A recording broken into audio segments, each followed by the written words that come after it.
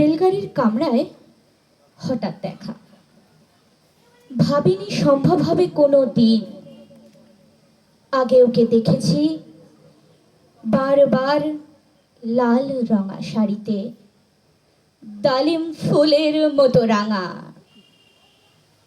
আজ পড়েছে কালো রেশমের কাপড়, আঁচল তুলেছে মাথায়।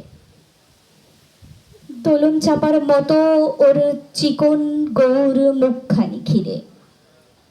মনে হলো কালো রঙের একটা দূরত্ব ঘনিয়ে নিয়েছে নিজের চারিদিকে,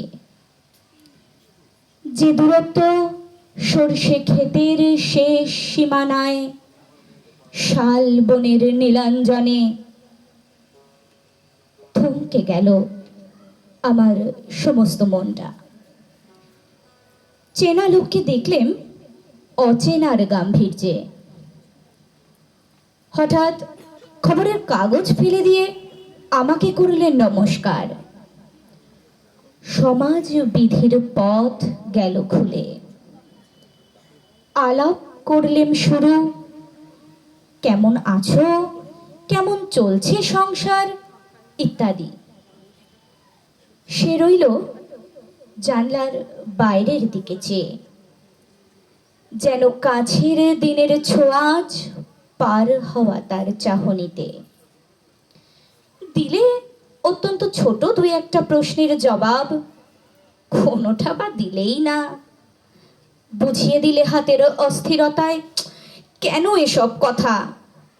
এর চেয়ে অনেক ভালো চুপ করে থাকা। আমি ছিলাম অন্য বেঞ্চিতে ওর সাথীদের সঙ্গে। একসময় আঙুল নেড়ে জানালে কাছে আসতে।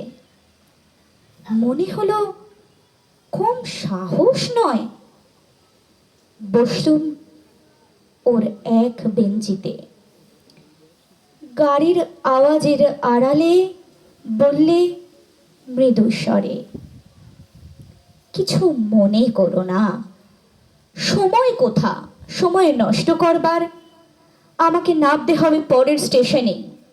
দৌড়ে যাবে তুমি, দেখা হবে না আর কোনো দিনই। তাই যে প্রশ্নের জবাবটা এতকাল থেমে আছে, শুনবো তোমার মুখে। সত্য করে বলবে তো? আমি বললাম বলবো। বাইরের আকাশের দিকে চেয়ে আমায় শুধলো,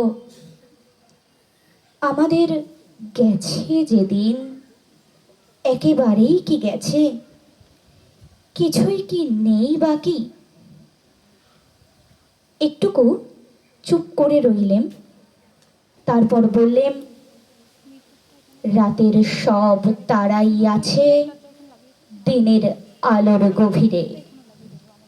খটকা লাগলো, কি জানি বানিয়ে বললেম নাকি। ও বলল, থাক এখন যাও ওদিকে। সবাই নেমে গেল পরের স্টেশনে। আমি চললেম একা। নমস্কার।